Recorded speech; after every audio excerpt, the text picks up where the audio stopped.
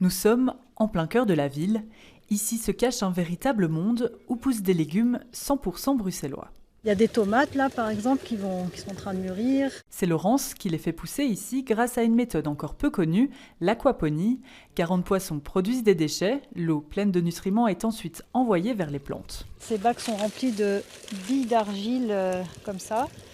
Donc ces billes d'argile, en fait, il y a plein de petites bactéries à l'intérieur qui viennent naturellement et qui dégradent les déjections des poissons, donc c'est surtout de l'ammoniac, et qui transforment en nitrite puis en nitrate, et les plantes absorbent ce nitrate en fait. C'est ça surtout qu'on appelle la biofiltration. L'eau revient ensuite dans ce petit bassin où se trouvent les carpes.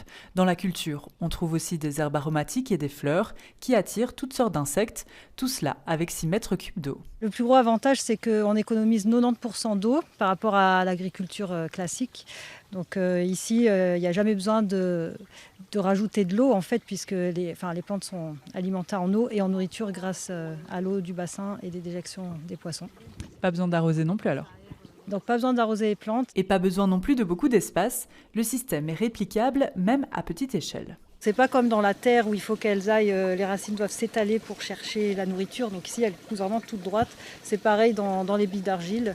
Donc au lieu de mettre des tomates tous les 50 cm, on peut les mettre très, très serrées, par exemple, tous les 10 cm.